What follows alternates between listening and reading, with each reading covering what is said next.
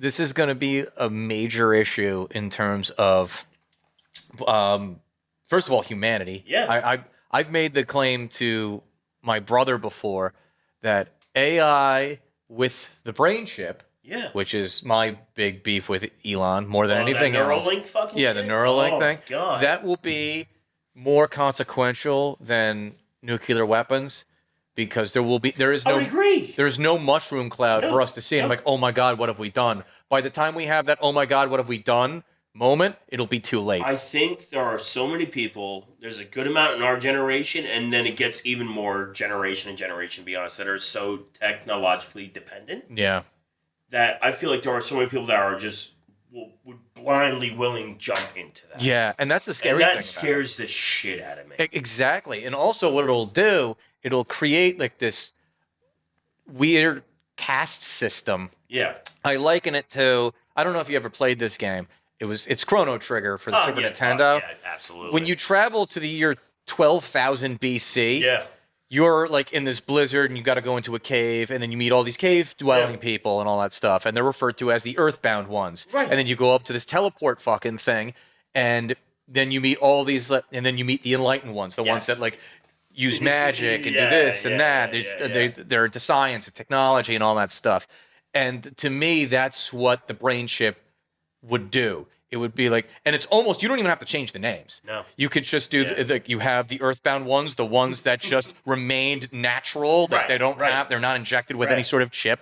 And then you have the enlightened ones that use the chip and they're cognitively more functional because that's the advantage the brain chip would actually give you. Right. And so many people are like, that's going to be the difference between being successful and unsuccessful in business and in general.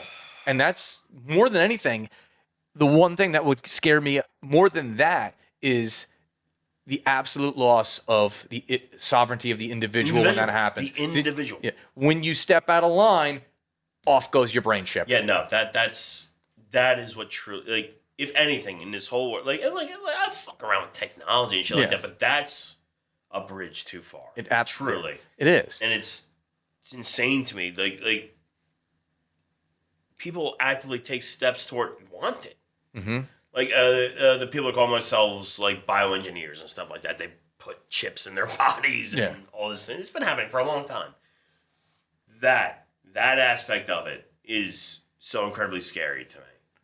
It's and like I said, I'm not an anti-technology person in the way I define technology. Mm-hmm. That is way too far for me. Yeah, I've just grown up seeing like Terminator and other media where I'm like, no, absolutely not. I wouldn't get the COVID shot. What do you think I'm gonna do with like you're gonna put a fucking chip in my goddamn brain? No. That's no.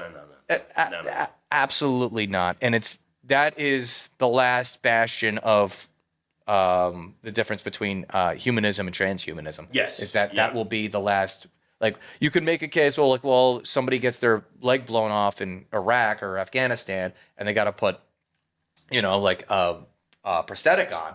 Is that transhumanism? It's like, it's not that, because in my opinion, you got to walk, you got to do this, that, and the other thing. I think I kind of fall in line with you, very strongly there. Like, because there are, like, today, degrees of prosthetics where, like, they kind of pseudo data map like your nerves. They bring your nerves up to surface level, and then you can have prosthetics that essentially read nerve signals. Sorry, but it's basically like open, close, up, down, stuff like that. And to me, that's great. I think that's fine, and that's great. Once you get into brain shit, like true like brain shit, that I get real sketched out. Yeah, because I said this once in one of my classes when I was going for my BS sports journalism degree. We were talking about concussions. Mm-hmm. We were talking about like my professor was like, well, Tony Romo's got that like hot wife, so wouldn't you want to do that? And my point to that is how much. Well, she's also like a Marxist feminist lesbian, so like the holy trinity of like someone that you wouldn't really want to talk to. The point that I made is like, how much money is it worth to trade in the thing that makes you you?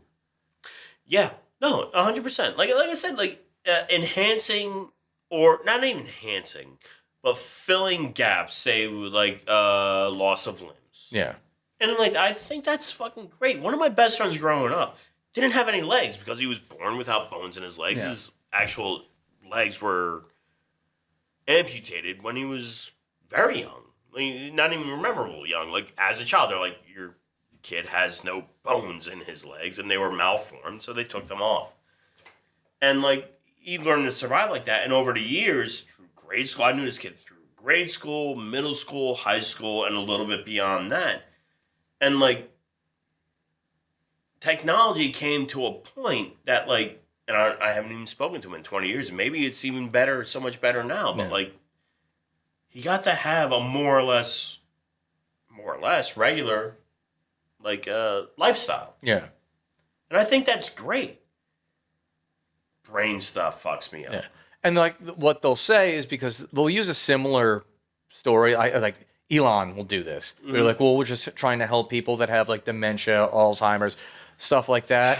And my big thing is that's what they all say. Yeah. Like, oh, we're just doing this to help you. Right. And then they start to realize, oh, we can make money from this. And then and money is the king of everything. Yeah. So it's like I don't think anything is done. I think a lot of things start with the greater good in mind. Yeah. I think many things rarely finish that way. Yeah. And it won't, because once they realize they can make money from it, and then now it's circulating and it's like a product people can get, then they're like, oh, this is a good way that we can exercise power. Yeah. And I don't want to be connected to anything. Like, systems falter at the best of times, and systems will be shut down at the worst of times. Yeah, I don't want to be tied to any of that stuff. Yeah, I just...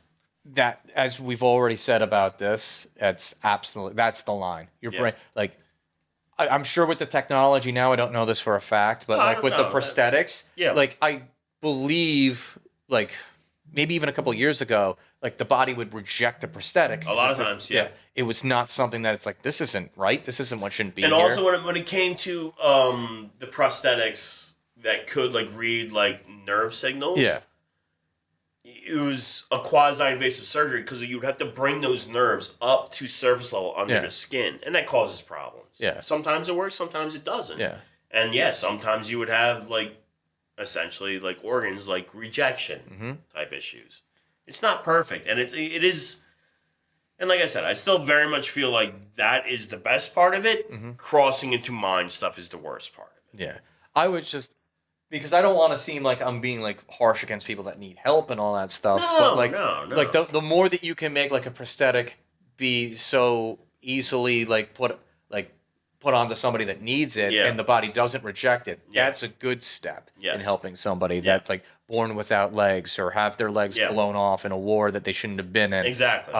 That's good. The brain chip thing, if you wanted to like narrow it down, it's only for people that are suffering from Alzheimer's, dementia, like these brain illnesses. Then you need that in fucking writing. You need somebody to be like, this can't be a product for everybody, because that's when I get real worried about it. Yeah. And wherever that line is, and I have vague ideas of where it should be, but I'm not enough. I don't know enough. Yeah. And I'll be the first to say that. Anything that is, I guess, because the brain's a weird thing. If you can put something in between, not necessarily messing with the brain, but that maybe can figure out that signal to, like, say, the artificial limb.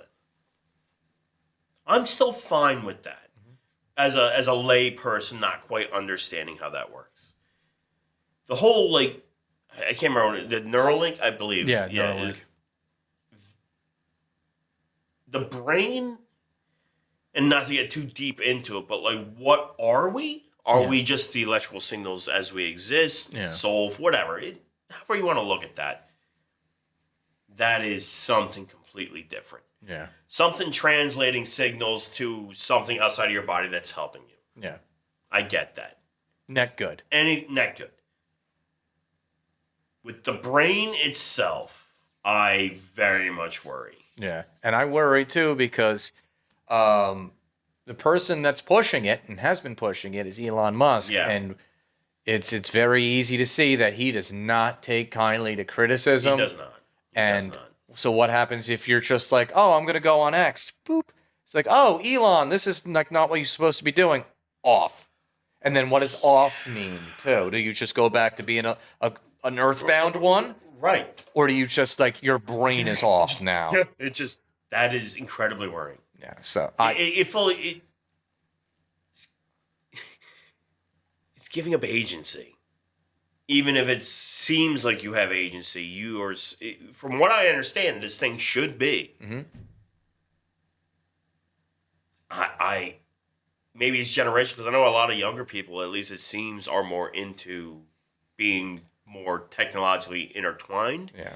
Those people of our age, we didn't grow up with computers. We came into computers. Yeah. We got to see what hardline stuff turned into. But man, not for me. Yeah, we grew up not for me. With the Nintendo Entertainment System. Yeah. We grew up with like 8-bit stuff. Yeah. So we were more aware of, technology and all that stuff. We were a part of it, but it was always separate. Yeah. It wasn't this incredibly like overarching thing that we've become in. Like we're pretty much right there to we're like at the cusp. We're at the crossroad of transhumanism with the cell phone. Yeah. Like we're all glued to our cell phones all the fucking time. And is there a way back, or have we just crossed that Rubicon already? And that is a fair question. I think for us, and obviously you can't make a mass statement on this. I would like to think that some of us could retreat from it. Mm. I worries more about, like, I see, like, my nieces and nephews, and even beyond them, like, years older, like, kids that from the time they were 2 had iPads in their hands, which seems to be,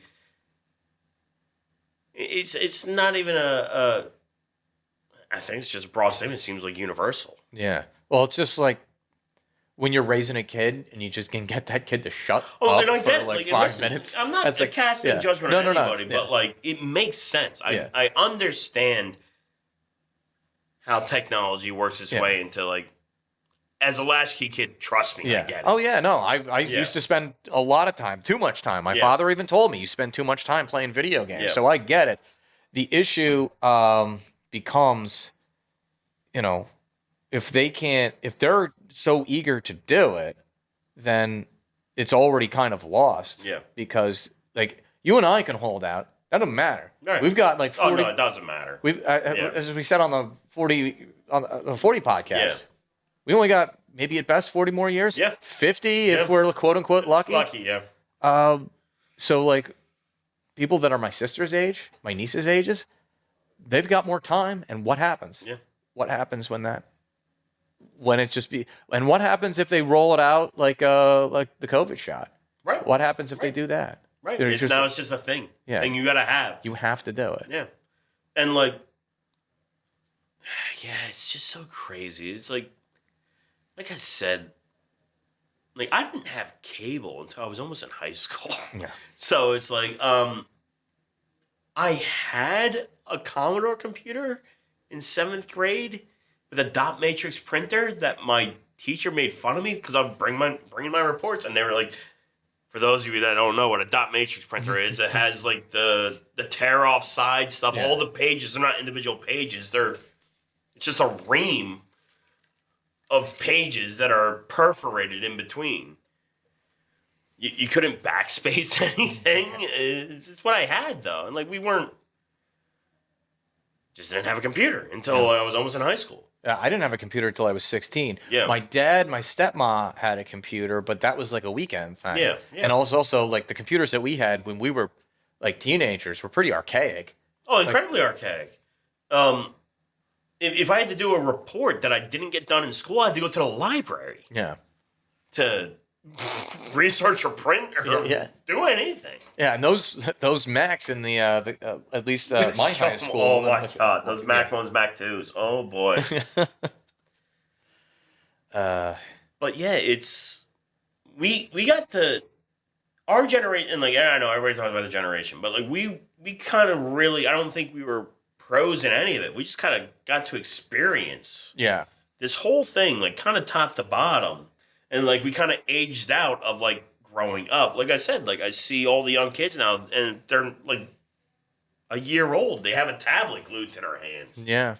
Yeah. And it's like, that was the point that I was going to make too. We put the tablet in front of their hands, these kids' hands, without really knowing, because we don't even know as a species what the consequences of this technology is, because there's no way that we can keep up with it. We've hit like this World War. That's the thing. And I think it's been the thing for a long time, but it's really showing the past handful of decades is that technology grows faster than humans can adapt to it. Yeah.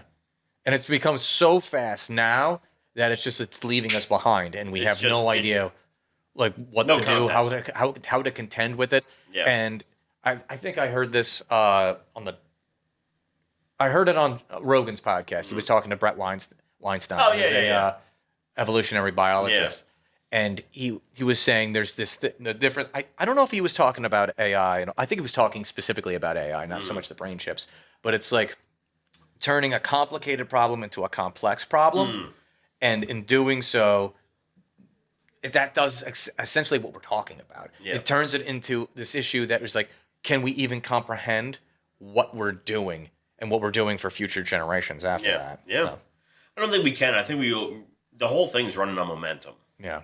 And it's just largely out of our control. And it's just a runaway freight train, just progress. Yeah.